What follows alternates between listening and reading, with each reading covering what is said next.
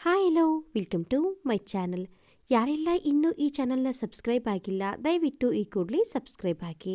ಈ ಒಂದು ಕತೆ ತುಂಬ ಇಂಟ್ರೆಸ್ಟಿಂಗ್ ಆಗಿದೆ, ಸ್ವಲ್ಪನೂ ಸ್ಕಿಪ್ ಮಾಡದೆ ನೋಡಿ. ಹೆಂಡತಿಯ ಶ್ರದ್ಧಾ ಮುಗಿಸಿ ಗೋಡೆಗೆ ಹೊರಗೆ ಕುಳಿತ ಶಂಕರನ ತಲೆಯಲ್ಲಿ ನೂರಾರು ಪ್ರಶ್ನೆಗಳು ಎದ್ದು ತಾಂಡವವಾಡುತ್ತಿದ್ದವು. ಮುಂದೇನು ಎಂಬ ಚಿಂತೆಯೂ ಕೂಡ ಒಡಮೂಡಿದಾಗ ಅವನಿಗೆ ಅರಿವಿಲ್ಲದೆಯೇ ಕಣ್ಣ ಬಿಂದುಗಳು ತಟತಟನೆ ಉದರಿ ಪ್ಯಾಂಟು ಒದ್ದೆಯಾದ ಮೇಲೆಯೇ ಅವನ ಅರಿವಿಗೆ ಬಂದದ್ದು. ಎಷ್ಟು ದಿನ ಜೊತೆಗೆ ಇದ್ದು ಸಂಸಾರ ನೌಕೆ ನಡೆಸಿದವಳು ಇಂದು ಹೇಳದೆ ಕೇಳದೆ ಸುಮ್ಮನೆ ಎದ್ದು ನಡೆದು ಹೋಗಿದ್ದಾಳೆ, ಮತ್ತೆಂದು ಬಾರದ ಊರಿಗೆ. ಇನ್ನು ಮುಂದೆ ನಾನು ಒಂಟಿ ಎಂಬ ಕೊರಗು ಅವನಿಗೆ ಶುರುವಾಗಿತ್ತು. ಅಷ್ಟರಲ್ಲಿ ಅಲ್ಲಿಗೆ ಬಂದ ಮಗ ಅಪ್ಪ ಎಂದು ಕರೆದದ್ದು ಕೂಡ ಶಂಕರಗೆ ಕೇಳಿಸಲಿಲ್ಲ. ಆವಾಗ ವೇದಾಂತ್ ತಂದೆಯ ಕೈ ಹಿಡಿದು ಅಲುಗಿಸಿ ಜೋರಾಗಿ ಅಪ್ಪ ಎಂದಾಗಲೇ ಅವನು ವಾಸ್ತವಕ್ಕೆ ಬಂದದ್ದು. ಯಾಕಪ್ಪ ಹೀಗೆ ಕುಳಿತಿದ್ದೀಯಾ? ಅಮ್ಮ ನೆನಪಾದಳ. ಅದಕ್ಕೆ ಹೇಳ್ತಿರೋದುನ, ನಾವಿರುವಲ್ಲಿಗೆ ಬಂದ್ಬಿಡು ಅಂತ. ಜಾಗ ಬದಲಾದರೆ ನೆನಪು ಕೂಡ ಕಡಿಮೆ ಆಗುತ್ತೆ, ನಿನಗೂ ಸ್ವಲ್ಪ ಮಟ್ಟಿಗೆ ನೆಮ್ಮದಿ ಅನಿಸುತ್ತೆ. ಬಾ ಅಪ್ಪ ಎಂದಾಗ ಅದಕ್ಕೆ ಸೊಸೆ ಸಿಂಧು ಕೂಡ ಬನ್ನಿ ಮಾವ ಹೋಗೋಣ, ನಿಮ್ಮ ಮೊಮ್ಮಗಳಿಗೂ ಜೊತೆ ಆಗುತ್ತೆ ಎಂದಾಗ 5 ವರ್ಷದ ದಿವ್ಯಾ ಹ್ಞೂ ತಾತ ಬಾ ನನ್ನ ಜೊತೆ ಎಂದಾಗ ಇಲ್ಲ ಎನ್ನಲಾಗಲಿಲ್ಲ. ಹೇಗೂ ಮಗ ಉದ್ಯೋಗ ಮಾಡುವ ಧಾರವಾಡ ಒಂದು ಕಾಲದಲ್ಲಿ ತನ್ನ ವಿದ್ಯಾಭ್ಯಾಸ ಮುಗಿಸಿದ ನಗರ ಆಗಿರುವುದರಿಂದ ಇರಲು ತೊಂದರೆ ಇಲ್ಲ ಎಂದುಕೊಂಡು ಹಳ್ಳಿಯಲ್ಲಿ ಒಬ್ಬನೇ ಇರುವುದು ಕಷ್ಟ ಎಂದು ಶಂಕರ ಹ್ಞೂ ನಾಳೆ ನಿಮ್ಮೊಂದಿಗೆ ಬರುತ್ತೇನೆ ಎಂದು ರೂಮು ಸೇರಿದ. ಮರುದಿನ ಬೆಳಗ್ಗೆ 10 ಗಂಟೆಗೆ ಎಲ್ಲರೂ ಬಟ್ಟೆ ಬರೆ ತುಂಬಿಕೊಂಡು ಊರಿಗೆ ಹೋಗಲು ಸಿದ್ಧರಾದರು. ಶಂಕರ ಕೂಡ ಬಟ್ಟೆ ತುಂಬಿದ ಬ್ಯಾಗ್ ತಂದು ಹೊರಗೆ ಇಟ್ಟು ಪಕ್ಕದ ಮನೆ ಅವರಿಗೆ ಮನೆ ಕಡೆ ಸ್ವಲ್ಪ ನೋಡ್ಕೊಂಡಿರಿ, ಊರಿನ ನೆನಪಾದಾಗ ಬಂದು ಹೋಗುತ್ತಿರುತ್ತೇನೆ ಎಂದನು. ಅಕ್ಕಪಕ್ಕದ ಮನೆಯವರು ಬಂದು ವಿದಾಯ ಹೇಳಿದಾಗ ಕಾರು ಧಾರವಾಡದ ಕಡೆ ಚಲಿಸಿತು. ಸಂಜೆ ಸುಮಾರು 4 ಗಂಟೆಗೆ ವೇದಾಂತ್ನ ಮನೆ ಸೇರಿದರು. ಬರುವಾಗ ಊಟ ಮಾಡಿ ಬಂದಿದ್ದರು. ಮನೆ ಸೇರಿದ ಎಲ್ಲರಿಗೂ ಸಿಂಧು ಕೈಕಾಲು ತೊಡಗಿರಿ, ನಾನು ಟೀ ಮಾಡಿ ತರುತ್ತೇನೆ ಎಂದು ಅಡುಗೆ ಮನೆ ಕಡೆ ನಡೆದಳು. ಎಲ್ಲರೂ ಕೈಕಾಲು ತೊಳೆದು ಬರುವಷ್ಟರಲ್ಲಿ ಸಿಂಧು ಟೀ ತಂದು ಕೊಟ್ಟಳು. ಮಾವ ರಾತ್ರಿ ಊಟಕ್ಕೆ ಏನ್ ಮಾಡ್ಲಿ ಎಂದಾಗ ಶಂಕರ ಏನಾದರೂ ಮಾಡಮ್ಮ ನಡೆಯುತ್ತೆ, ನಿಮ್ಮ ಅತ್ತೆ ಇದ್ದಿದ್ದರೆ ಅವಳು ಹೀಗೆ ಕೇಳ್ತಾ ಇರ್ತಿದ್ಲು, ಪಾಪದವಳು ನನ್ನ ಒಂಟಿ ಮಾಡಿ ಹೊರಟೋದ್ಲು ಎಂದು ಕಂಬನಿ ತುಂಬಿದ. ಶಂಕರನ ತೊಡೆಯ ಮೇಲೆ ತಲೆ ಇಟ್ಟು ವೇದಾಂತ್ ಹೇಳಿದ, ಅಪ್ಪ ನಾವೆಲ್ಲರೂ ಇದ್ದೀವಲ್ಲಪ್ಪ ಜೊತೆಗೆ, ಚಿಂತೆ ಮಾಡಬೇಡ ಎಂದು ಹೇಳಿದ್ದ ಮಗನ ತಲೆ ಸವರಿ, ನಿನ್ನಮ್ಮ ನನಗಿಂತ 10 ವರ್ಷ ಚಿಕ್ಕೋಳಾದರೂ ಚೆನ್ನಾಗಿ ಹೊಂದಿಕೊಂಡು ಸಂಸಾರನ ಸರಿದೂಗಿಸಿಕೊಂಡು ಹೋಗ್ತಿದ್ಲು. ಒಂದಿನಾನೋ ಇಂಥದ್ದು ಬೇಕು ಎಂದು ಕೇಳಿದವಳಲ್ಲ. ನಾನಾಗಿ ಏನಾದರೂ ಕೊಡಿಸಿದರೂ ಸುಮ್ಮನೆ ಖರ್ಚು ಎಂದು ಬೈಯುತ್ತಿದ್ದಳು. ನಿನ್ನ ಅಜ್ಜಿ ತಾತನನ್ನು ಚೆನ್ನಾಗಿ ನೋಡಿಕೊಂಡಳು ಎಂದ ಅಪ್ಪನ ಕಣ್ಣಿಂದ ಕಣ್ಣೀರು ಜಾರಿದ್ದನ್ನು ಗಮನಿಸಿದ ವೇದಾಂತ್, ಅಪ್ಪ ನಾಳೆಯಿಂದ ನಿನ್ಗೊಂದು ಕೆಲಸ, ನಾವಿಬ್ಬರೂ ಕೆಲಸಕ್ಕೆ ಹೋಗುವುದರಿಂದ ನಿನ್ನ ಮೊಮ್ಮಗಳು ದಿವ್ಯಾನ ಶಾಲೆಗೆ ಕರೆದುಕೊಂಡು ಹೋಗುವುದು ಮತ್ತು ಬರುವುದು ನಿಮ್ಮ ಕೆಲಸ. ತೊಂದರೆ ಕೊಡುತ್ತಿದ್ದೇನೆ ಕ್ಷಮಿಸಿ ಎಂದ. ಆಗ ಶಂಕರ, ತೊಂದರೆ ಇಲ್ಲ ಬಿಡೋ, ನನಗೂ ಮನೆಯಲ್ಲಿ ಕೂರೋದು ಬೇಜಾರು, ಪುಟ್ಟಿ ಜೊತೆ ಕಾಲ ಹೋಗುತ್ತೆ ಎಂದಾಗ ದಿವ್ಯಾ ಹೋ ಎಂದು ಕುಣಿದಾಡಿದಳು. ಅಡುಗೆ ಮನೆಗೆ ಓಡಿ, ಅಮ್ಮ ನಾಳೆಯಿಂದ ತಾತ ನನ್ನ ಸ್ಕೂಲ್ಗೆ ಬಿಡ್ತಾರಂತೆ, ಸೂಪರ್ ಅಲ್ವಾ ಎಂದಾಗ ಸಿಂಧು ಮಗಳ ಗಲ್ಲಕ್ಕೆ ಮುತ್ತಿಕ್ಕಿ, ಹೂ ಪುಟ, ತಾತ ಇನ್ಮೇಲೆ ನಿನ್ ಜೊತೆಗೆ ಇರ್ತಾರೆ ಎಂದಳು. ಎಲ್ಲರನ್ನೂ ಊಟಕ್ಕೆ ಎಬ್ಬಿಸಿ ಊಟ ಮುಗಿದ ಮೇಲೆ ಒಂದು ಕೋಣೆ ತೋರಿಸಿ, ಮಾವ ಇದು ಇನ್ಮೇಲೆ ನಿಮ್ಮ ರೂಮ್, ನೀವಿಲ್ಲೇ ಮಲಗಿ ಎಂದಾಗ ದಿವ್ಯಾ ನಾನು ತಾತನ ಜೊತೆಗೆ ಮಲಗ್ತೇನೆ ಎಂದು ಹಠ ಹಿಡಿದಾಗ ಸಿಂಧು ಮತ್ತೆ ವೇದಾಂತ್ ಆಯ್ತು ಮಲ್ಗೋ, ಆದರೆ ತಾತನಿಗೆ ತೊಂದರೆ ಕೊಡಬಾರದು ಎಂದು ಹೇಳಿ ಮಗಳಿಗೆ ಮುದ್ದಿಸಿ ತಾವು ಮಲಗಲು ನಡೆದರು. ಶಂಕರ ಮೊಮ್ಮಗಳನ್ನು ಎತ್ತಿಕೊಂಡು ಮಲಗಲು ನಡೆದರು. ಬೆಳಗ್ಗೆ 6 ಗಂಟೆಗೆಲ್ಲ ಶಂಕರ ಎದ್ದ. ಅವನು ಎದ್ದಿದ್ದನ್ನು ನೋಡಿದ್ದ ಸಿಂಧು, ಆಗ್ಲೇ ಇದ್ರಮ್ಮವ, ಸರಿ ಈ ಟೀ ತಗೊಳ್ಳಿ ಎಂದು ಟೀ ಕೊಟ್ಟಳು. ಮಾವ ಮಂಕಾಗಿರುವುದನ್ನು ಕಂಡು ಅವಳು, ಮಾವ, ಇಲ್ಲೇ ಮನೆ ಹತ್ರನೇ ಗಾರ್ಡನ್ ಇದೆ, ಬೇಕಿದ್ರೆ ಒಂದು ರೌಂಡ್ ವಾಕ್ ಹೋಗಿ ಬನ್ನಿ. ನೀವು ಬರುವಷ್ಟರಲ್ಲಿ ದಿವ್ಯಾ ಕೂಡ ಸ್ಕೂಲ್ಗೆ ರೆಡಿ ಆಗಿರ್ತಾಳೆ, ಅವಳನ್ನ ಬಿಟ್ಟು ಬರಬಹುದು ಎಂದಾಗ ಶಂಕರ ನಗುತ್ತಾ, ಒಳ್ಳೆಯದು, ನಾನು ಹೋಗಿ ಬರ್ತೇನೆ, ಮನಸ್ಸು ಪ್ರಫುಲ್ಲವಾಗುತ್ತದೆ ಎಂದ. ಸಿಂಧು, ಆಯ್ತು ಮಾವ ಎಂದು ಬಾಗಿಲ ತನಕ ಬಂದು ಅವರು ನಡೆದು ಹೋಗುವುದನ್ನೇ ನೋಡುತ್ತಾ ನಿಂತಳು. ಮತ್ತೆ ಅಡುಗೆ ಮಾಡುವುದು ನೆನಪಾಗಿ ಒಳಗೆ ಬರುವಷ್ಟರಲ್ಲಿ ಟೀಗಾಗಿ ಎದ್ದು ಬಂದ ವೇದಾಂತ್, ಅಪ್ಪ ಎಲ್ಲಿ ಎಂದ. ಬೇಗ ಎದ್ದಿದ್ದರು, ನಾನೇ ಹತ್ತಿರದ ಪಾರ್ಕ್ಗೆ ವಾಕ್ ಕಳುಹಿಸಿದೆ, ಮನಸ್ಸು ಹಗುರವಾಗಲಿ ಎಂದು ಹೇಳಿದಾಗ ವೇದಾಂತ್, ಗುಡ್, ಒಳ್ಳೆಯ ಕೆಲಸ ಮಾಡಿದೆ ಎಂದು ಹೆಂಡತಿ ಕೆನ್ನೆ ಸವರಿ ಟೀ ಕುಡಿದು ಸ್ನಾನ ಮಾಡಲು ನಡೆದನು. ಇತ್ತ ವಾಕಿಂಗ್ ಎಂದು ಬಂದ ಶಂಕರಾಗೆ ಆ ಉದ್ಯಾನವನದಲ್ಲಿ ತುಂಬಾ ಅಪರಿಚಿತ ಮುಖಗಳನ್ನೇ ಕಂಡು, ಏನಪ್ಪ ಇದು, ಹಳ್ಳಿಯಲ್ಲಾದರೆ ಮಾತಿಗೆ ಬರ ಇಲ್ಲ, ಇಲ್ಲಿ ಎಲ್ಲರೂ ಅವರವರ ಲೋಕದಲ್ಲಿ ಮುಳುಗಿರ್ತಾರೆ ಎಂದು ಅಂದುಕೊಂಡು ಅಲ್ಲಿ ಗುಲ್ಮಹರ್ ಮರದ ಕೆಳಗೆ ಹಾಕಿದ್ದ ಒಂದು ಬೆಂಚಿನ ಮೇಲೆ ಕುಳಿತ. ಅಷ್ಟರಲ್ಲಿ ಅಲ್ಲಿಗೆ ಕಿವಿಲಿ ಇಯರ್ಫೋನ್ ಸಿಕ್ಕಿಸಿಕೊಂಡು ಓಡುತ್ತಾ ಒಬ್ಬ ಎಳೆ ವಯಸ್ಸಿನ ಯುವಕ ಬಂದ. ಶಂಕರ ಕುಳಿತ ಬೆಂಚಿನ ಬಳಿ ಬಂದು, ಅಂಕಲ್, ಇಲ್ಲಿ ಯಾರಾದರೂ ಬರುತ್ತಾ ಇದ್ದಾರೆಯೇ ಎಂದು ಕೇಳಿದ. ಇಲ್ಲಪ್ಪ ಎಂದಾಗ ಆತ, ಥ್ಯಾಂಕ್ ಯು ಅಂಕಲ್ ಎಂದು ಹಿಂದು ಮುಂದು ನೋಡದೆ ಕುಳಿತ. ಕಿವಿಯ ಇಯರ್ಫೋನ್ ತೆಗೆದು ಪ್ಯಾಂಟಿನ ಜೇಬಿನಿಂದ ಪುಟ್ಟ ಪುಸ್ತಕವನ್ನು ತೆಗೆದು ಓದಲು ಶುರು ಮಾಡಿದ. ಅವನ ಏಕಾಗ್ರತೆ ಹೇಗಿತ್ತೆಂದರೆ ಕಣ್ಣಿನ ರೆಪ್ಪೆ ಕೂಡ ಮಿಟುಕಿಸದಷ್ಟು ಓದ್ತಾ ಇದ್ದ. ಕೇವಲ 15 ನಿಮಿಷಗಳಲ್ಲಿ ಪುಸ್ತಕ ಮುಚ್ಚಿಟ್ಟು ಮನಸ್ಸಲ್ಲಿ ಏನೋ ಹೇಳಿಕೊಂಡು ಇವನೆಡೆಗೆ ಒಂದು ಮುಗಳ್ನಕ್ಕು ಹಾಗೆ ಎದ್ದು ಹೋದ. ಶಂಕರ ಒಂದು ಕ್ಷಣ ತದೇಕ ಚಿತ್ತದಿಂದ ಅವನನ್ನೇ ದಿಟ್ಟಿಸಿ ನಂತರ ದಿವ್ಯಾಳ ನೆನಪಾಗಿ ಮನೆ ಕಡೆ ಹೆಜ್ಜೆ ಹಾಕಿದ. ಅಷ್ಟರಲ್ಲಿ ದಿವ್ಯಾ ಓಡಿ ಬಂದು ತಾತ ಬಂದ್ರು ಅನ್ನುತ್ತಾ ಇವರ ಕೈ ಹಿಡಿದು ಶಾಲೆ ಹಿಡಿ ಮುಖ ಮಾಡುವಳು. ಮರುದಿನ ಬೆಳಗ್ಗೆ ದಿನಕ್ಕಿಂತಲೂ ಬೇಗ ಎದ್ದ ಶಂಕರ ಆಗ ತಾನೇ ಎದ್ದು ಬಂದ ಸೊಸೆಗೆ, ನಾನು ವಾಕ್ ಹೋಗಿ ಬರ್ತೀನಮ್ಮ ಎಂದು ಹೇಳಿದ. ಅವಳು ಟೀ ಕುಡಿದು ಹೋಗಿ ಮಾವ ಎಂದಾಗ, ಇಲ್ಲಮ್ಮ, ಬಂದೇ ಕುಡಿತೀನಿ ಎಂದು ಹೇಳಿ ಅವಸರವಸರವಾಗಿ ಪಾರ್ಕ್ ಕಡೆ ಹೆಜ್ಜೆಗಳನ್ನು ಹಾಕಿದರು. ಅಷ್ಟರಲ್ಲಿ ಆ ಹುಡುಗ ಅಲ್ಲಿಗೆ ಬಂದು ಉದ್ಯಾನವನದಲ್ಲಿ ಓಡುತ್ತಿದ್ದನು. ಇವರು ಅವನನ್ನೇ ನೋಡುತ್ತಾ ಅದೇ ಬೆಂಚಿನ ಮೇಲೆ ಕೂತರು. ಅವನು ಓಡುತ್ತಿದ್ದವ ಓಡುವುದನ್ನು ಬಿಟ್ಟು ಇವರ ಪಕ್ಕದಲ್ಲಿ ಬಂದು ಕುಳಿತ. ಹಾಯ್ ಅಂಕಲ್, ನೀವು ಈ ಊರಿಗೆ ಹೊಸಬರು ಅನ್ಸುತ್ತೆ ಅಲ್ವಾ? ಇವಾಗ 2 ದಿನ ಆಯ್ತು ನಿಮ್ಮನ್ನು ನೋಡಲು ಶುರು ಮಾಡಿ ಎಂದ. ಆವಾಗ ಶಂಕರ ಅಂದುಕೊಂಡ, ಈ ಊರಿನಲ್ಲಿ ಒಬ್ಬನಾದರೂ ಪರಿಚಯವಾಗುತ್ತಿದ್ದಾನಲ್ಲ ಎಂದು ಸಮಾಧಾನ ಪಟ್ಟುಕೊಂಡು ತನ್ನ ಪೂರ್ವಪರದ ಬಗ್ಗೆ ಹೇಳಿಕೊಂಡ.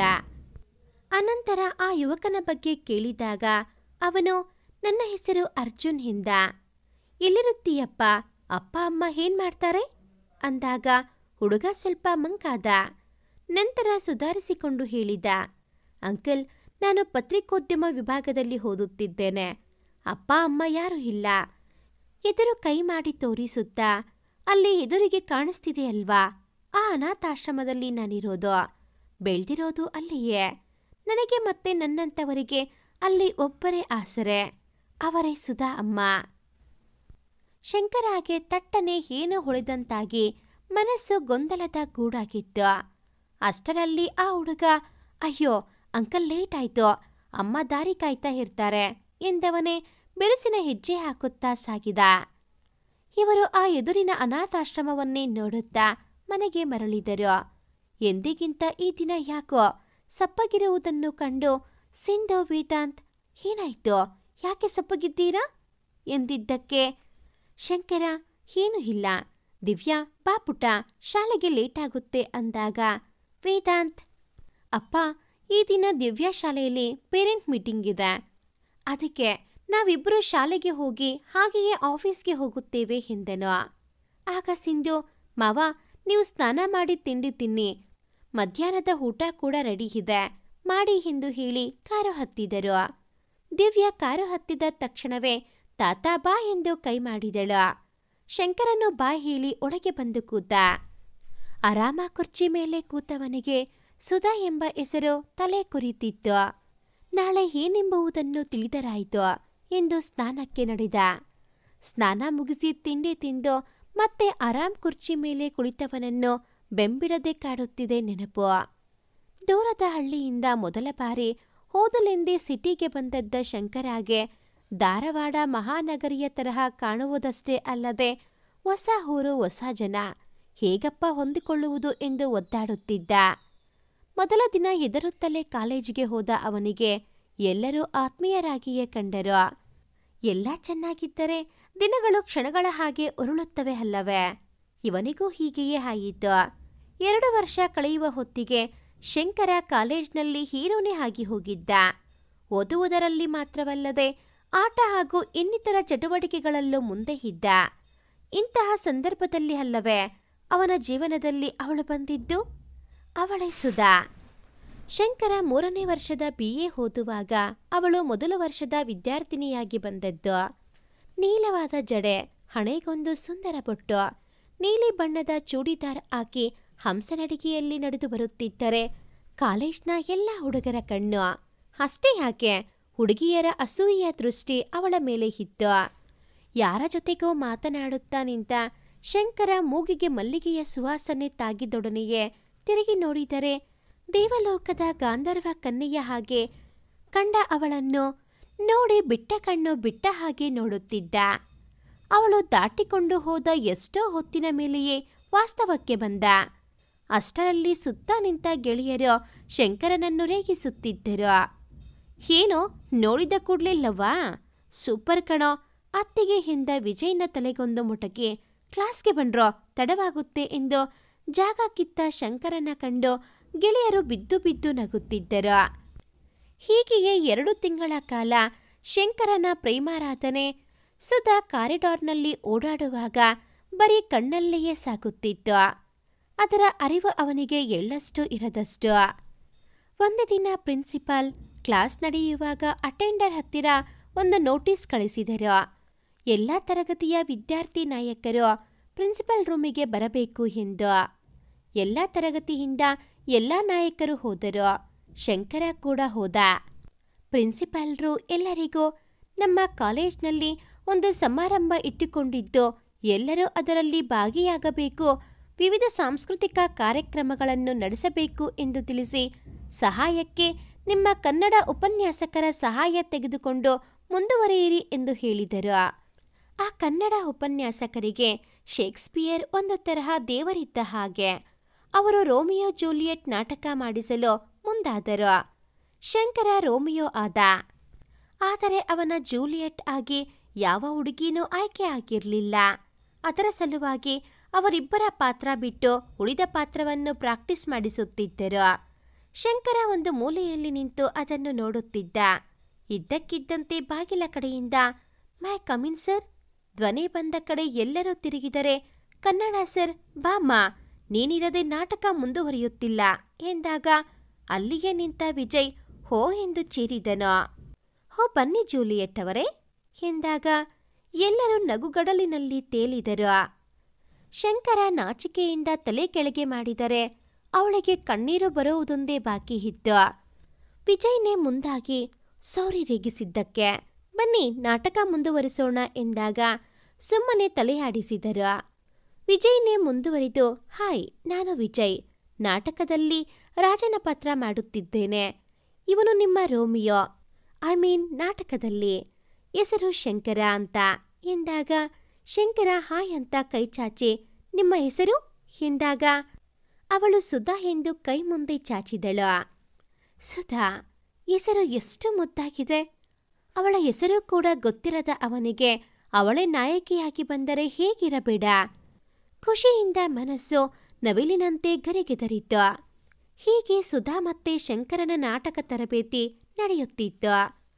ಒಂದು ದಿನ ಇವರಿಬ್ಬರೇ ಪ್ರಾಕ್ಟೀಸ್ ಮಾಡುವಾಗ ಜೂಲಿಯೆಟ್ ವಿಷ ಕುಡಿಯುವ ಸಂದರ್ಭ ಬಂದು ಸುಧಾ ಅದನ್ನು ಅಭಿನಯಿಸುವಾಗ ಶಂಕರ ನಿಜವಾಗಿಯೂ ಸುಧಾಳನ್ನು ಕಳೆದುಕೊಂಡಷ್ಟೇ ನೋವಿನಲ್ಲಿ ನಿಜವಾಗಿಯೂ ಅಳುತ್ತಾನೆ. ಅದನ್ನು ಕಂಡ ಸುಧಾಗೆ ಏನೋ ಒಂದು ಭಾವನೆ ಮೂಡುತ್ತದೆ.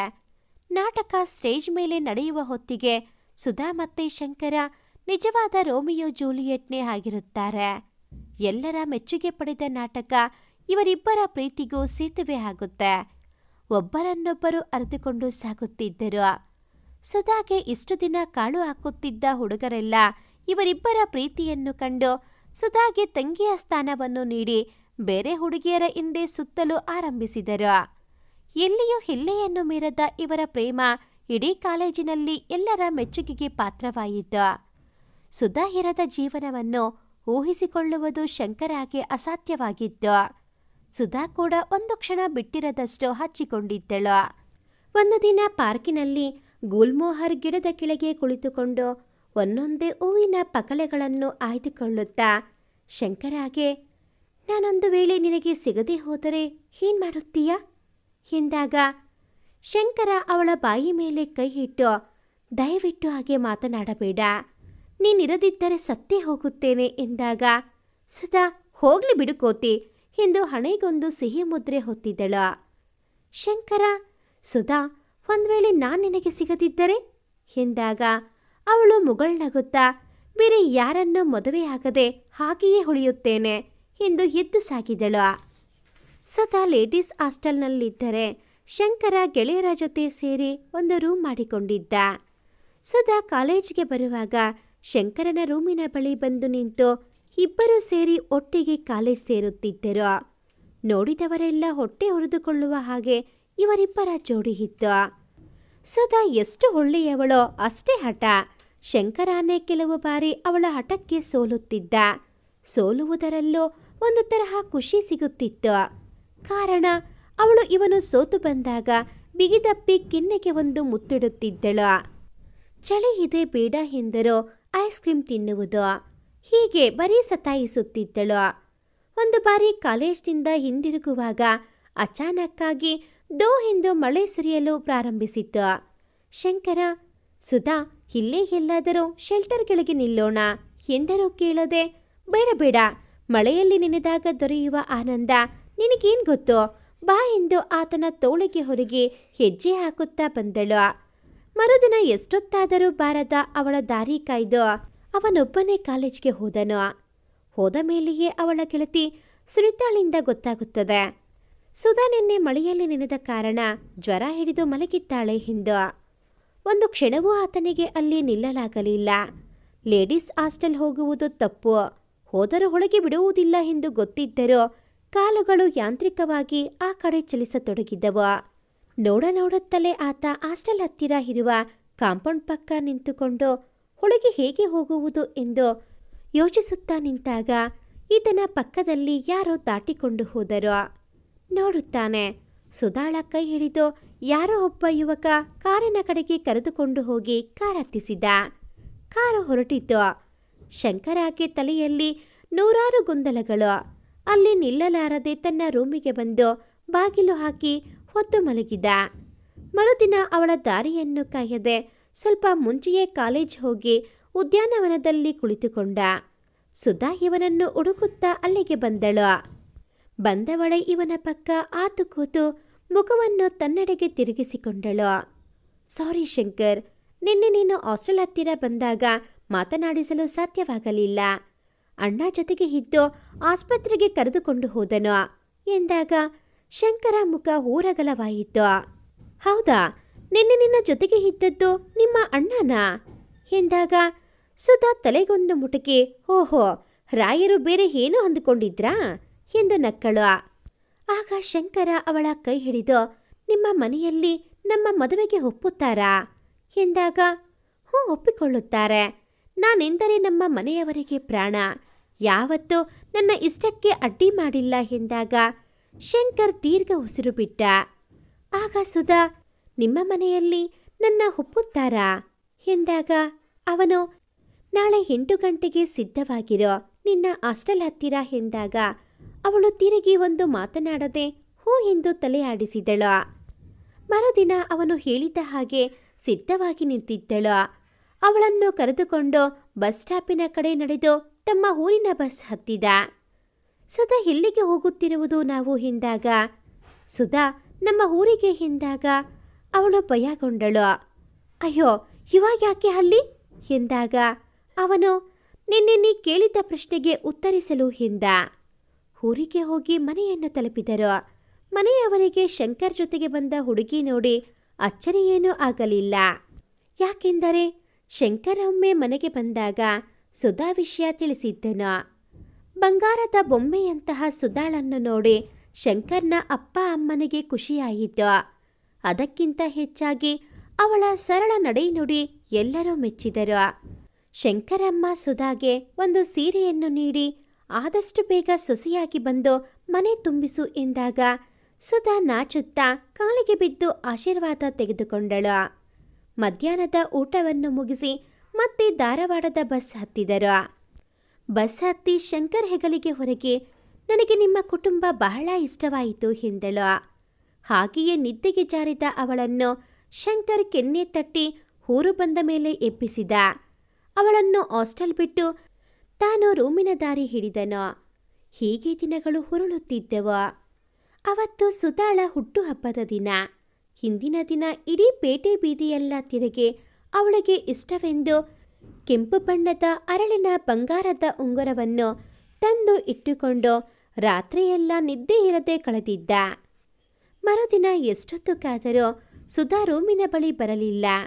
ಕಾಲೇಜ್ ಬಳಿ ಹೋಗಿ ಹುಡುಕಿದರೆ ಅಲ್ಲೂ ಇಲ್ಲ. ಹಾಗೆಯೇ ಅಲ್ಲಿಯೇ ಬೆಂಚಿನ ಮೇಲೆ ಕುಳಿತನು. ಅಲ್ಲಿಗೆ ಬಂದ ಸುನೀತಾ, ನಿನ್ನೆ ರಾತ್ರಿ ಸುಧಾ ಮನೆಗೆ ಬಂದಿದ್ದಳು. ಅವಳಿಗೆ ನಿನ್ನ ಜೊತೆ ಆ ಹಾಳು ಹಳ್ಳಿಯಲ್ಲಿ ಬದುಕಲು ಸಾಧ್ಯವಿಲ್ಲ ಅಂತೆ. ಅವಳಿಗೆ ಅವಳ ಮನೆಯಲ್ಲಿ ಬೇರೆ ಗಂಡು ನೋಡಿದ್ದಾರೆ ಅಂತೆ. ನಾಳೆ ಅವಳ ನಿಶ್ಚಿತಾರ್ಥ ಇದೆ. ಕಾಲೇಜ್ ಕೂಡ ಬಿಟ್ಟು ಹೋದಳು ಎಂದಳು. ಬುಡ ಕಡಿದ ಬಾಳೆಯಂತೆ ನೆಲಕ್ಕೆ ಹುರುಳಿದ್ದ ಶಂಕರ. ಕೈಯಲ್ಲಿ ಹಿಡಿದಿದ್ದ ಉಂಗುರ ಮಾರು ದೂರ ಹೋಗಿ ಬಿದ್ದಿತ್ತು. ಅಲ್ಲಿ ನಿಲ್ಲಲಾರದೆ ರೂಮಿಗೆ ಬಂದು ಬಾಗಿಲು ಹಾಕಿ ಜೋರಾಗಿ ಅಳಲು ಶುರು ಮಾಡಿದ. ಅವಳನ್ನು ಹುಡುಕಿಕೊಂಡು ಹೋಗೋಣ ಎಂದರೆ ಸರಿಯಾದ ವಿಳಾಸವಿಲ್ಲ. ಅಲ್ಲಿದ್ದರೆ ಅವಳ ನೆನಪಿನಲ್ಲಿ ತನಗೆ ಹುಚ್ಚು ಹಿಡಿಯುವುದು ಎಂದು ಭಾವಿಸಿ ಊರಿಗೆ ಮರಳಿದ. ಇವನ ಪರಿಸ್ಥಿತಿಯನ್ನು ಕಂಡು ತಂದೆ ತಾಯಿ ಮನಸ್ಸಲ್ಲೇ ಮರುಗಿದರು. ಅರ್ಧಕ್ಕೆ ಬಿಟ್ಟು ಬಂದ ಓದನ್ನು ಮುಂದುವರಿಸಲು ಮನಸ್ಸಿರದೆ ಸ್ವತಃ ಉದ್ಯೋಗ ಆರಂಭಿಸಿದನು. ಕಾಲಾನಂತರದಲ್ಲಿ ದೂರದ ಸಂಬಂಧಿ ಸೀತಾಳೊಡನೆ ಮದುವೆಯೂ ಜರುಗಿತು. ಮುಂದಿನದೆಲ್ಲ ಕನಸಿನಂತೆ ಜರುಗಿತು. ಸೀತೆಯ ಒಳ್ಳೆಯತನದಲ್ಲಿ ಸುಧಾ ಮರೆತಳು. ಆದರೆ ಅವಳ ಸಾವಿನ ನಂತರ ಹೀಗೆ ಅಚಾನಕ್ಕಾಗಿ ಸುಧಾ ಹೆಸರು ಕಿವಿಗೆ ಬಿತ್ತು. ವಾಸ್ತವಕ್ಕೆ ಮರಳಿದ ಶಂಕರ್, ಆ ಸುಧಾ ಇವಳೇ ಆಗಿದ್ದರೆ ಯಾಕೆ ಹಾಗೆ ಮಾಡಿದಳು ಎಂದು ಒಂದು ಬಾರಿ ಕೇಳಬೇಕು ಎಂದು ನಿರ್ಧರಿಸಿದನು. ಅಷ್ಟರಲ್ಲಿ ಹೊರಗಡೆ ಕಾರಿನ ಸದ್ದಾಯಿತು. ಅಯ್ಯೋ, ಮಗ ಸೊಸೆ ಬಂದರು. ಇಷ್ಟೊತ್ತು ಬರೀನ ಯೋಚನೆಯಲ್ಲಿ ಕಾಲ ಕಳೆದನ ಎಂದು ಬಾಗಿಲು ತೆರೆಯುವ ಸಲುವಾಗಿ ಸಾಗಿದ ಶಂಕರ್. ಕಾರಿನಿಂದ ಇಳಿದು ಓಡುತ್ತಾ ಬಂದ ದಿವ್ಯಾಳನ್ನು ಎತ್ತಿಕೊಂಡು ಮುದ್ದಿಸುತ್ತಾ ಒಳಗೆ ನಡೆದನು. ಸಿಂಧು ಎಲ್ಲರಿಗೂ ಟೀ ತಂದುಕೊಟ್ಟು, ಏನ್ ಮಾವ, ನೀವು ಮಧ್ಯಾಹ್ನ ಊಟವನ್ನು ಮಾಡಿಲ್ಲ? ಮಾಡಿದ ಅಡಿಗೆಯೆಲ್ಲ ಹಾಗೆಯೇ ಇದೆ ಎಂದಳು. ಆಗ ಶಂಕರ್, ಯಾಕೋ ಹಸಿವೇನೇ ಆಗ್ಲಿಲ್ಲಮ್ಮ, ಬೆಳಗಿನ ತಿಂಡಿ ತಿಂದದ್ದು ಜಾಸ್ತಿ ಆಗಿತ್ತು ಅನ್ಸುತ್ತೆ ಎಂದಾಗ ಅವಳು, ಸರಿ ಹಾಗಾದರೆ ನಾನು ಬೇಗನೆ ಅಡಿಗೆಗೆ ಇಡುತ್ತೇನೆ, ಬೇಗ ಊಟ ಮುಗಿಸುವಿರಂತೆ ಎಂದು ಅಡಿಗೆ ಮಾಡಲು ನಡೆದಳು. ರಾತ್ರಿ 8 ಗಂಟೆಗೆ ಎಲ್ಲರಿಗೂ ಊಟಕ್ಕೆ ಕೂರಿಸಿ ಬಡಿಸಲು ಪ್ರಾರಂಭಿಸಿದಳು. ಅನ್ನ ಸಾರು, ಬಣ್ಣದ ಸವತೆಯ ಹುಳಿ, ಮಜ್ಜಿಗೆ, ಸಂಡಿಗೆ ಎಲ್ಲವನ್ನೂ ನೋಡಿದ ವೇದಾಂತ್, ಏನೇ ಸಿಂಧು, ನಾನು ಎಷ್ಟು ಕೇಳಿದರೂ ಸೌತೆ ಹುಳಿ ಮಾಡಿರ್ಲಿಲ್ಲ? ಈಗ ಮಾವ ಬಂದರು ಅಂತ ಅವರಿಗೆ ಇಷ್ಟವಾದುದನ್ನೆಲ್ಲ ಮಾಡಿದೀಯಾ ಎಂದಾಗ ಸಿಂಧು ಮತ್ತೆ ಶಂಕರ ಒಟ್ಟಿಗೆ ನಕ್ಕರು. ಶಂಕರಾಗೆ ಆ ದಿನ ಸುದ್ದಾಳನ್ನು ತಮ್ಮ ಮನೆಗೆ ಕರೆದುಕೊಂಡು ಹೋದಾಗ ಆ ದಿನ ಮನೆಯಲ್ಲಿ ಕೂಡ ಅಮ್ಮ ಈ ಬಣ್ಣದ ಸವತೆಯ ಹುಳಿ ಮಾಡಿದ್ದಳು. ಸಿಟಿ ಜೀವನದಲ್ಲಿ ಬೆಳೆದ ಸುಧಾಗೆ ಅದು ಏನೆಂದು ಗೊತ್ತಾಗಲಿಲ್ಲ. ಅದರ ಬಗ್ಗೆ ಕೇಳಿ ಹಾಕಿಸಿಕೊಂಡು ರುಚಿ ನೋಡಿ, ಅಮ್ಮ ನನಗೂ ಮಾಡಲು ಹೇಳಿಕೊಡಿ ಎಂದು ಕೇಳಿದಾಗ ಶಂಕರಮ್ಮ, ಆಯ್ತಮ್ಮ, ನೀನು ಮನೆ ತುಂಬಿದ ಮೇಲೆ ನಾನೇ ಎಲ್ಲವನ್ನೂ ಹೇಳಿಕೊಡುತ್ತೇನೆ ಎಂದಿದ್ದರು. ಆ ಮಾತು ಹಿಂದು ಊಟಕ್ಕೆ ಕುಳಿತ ಶಂಕರ್ನಿಗೆ ನೆನಪಾಗಿ ಮುಖದಲ್ಲೊಂದು ಮುಗುಳ್ನಗೆ ಹಾದು ಹೋಯಿತು. ಅದನ್ನು ಗಮನಿಸಿ ವೇದಾಂತ್, ಅಪ್ಪ ಏನಾಯಿತು ಎಂದಾಗ ಅದೇ ಯೋಚನೆಯಲ್ಲಿದ್ದ ಶಂಕರ್, ಏನಿಲ್ಲ, ಸುಧಾಗೆ ಬಣ್ಣದ ಸವತೆ ಹುಳಿ ತುಂಬಾ ಇಷ್ಟ, ಇನ್ನೊಂದು ಸ್ವಲ್ಪ ಹಾಕಮ್ಮ ಎಂದಾಗ ಸಿಂಧು ವೇದಾಂತ್ ಒಮ್ಮೆಲೆ ತಲೆ ಎತ್ತಿ ಶಂಕರ್ ಮುಖ ನೋಡಿದಾಗ ಶಂಕರ ತಾನು ಬಾಯಿ ತಪ್ಪಿ ಸುಧಾ ಹೆಸರು ಎತ್ತಿದೆ ಎಂದು ಅರಿವಾಗಿತ್ತು. ತಕ್ಷಣವೇ ಸವರಿಸಿಕೊಂಡು, ಅದು ಕಾಲೇಜ್ನಲ್ಲಿ ನನಗೆ ಸುಧಾ ಅನ್ನೋ ಒಬ್ಬ ಒಳ್ಳೆಯ ಸ್ನೇಹಿತೆ ಇದ್ದಳು. ಇವತ್ತು ಮುಂಜಾನೆ ವಾಕಿಂಗ್ ಮಾಡುವಾಗ ಆ ಪಾರ್ಕ್ ಎದುರು ಇರುವ ಅನಾಥಾಶ್ರಮದ ಹುಡುಗನೊಬ್ಬ ಸಿಕ್ಕಿದ್ದ.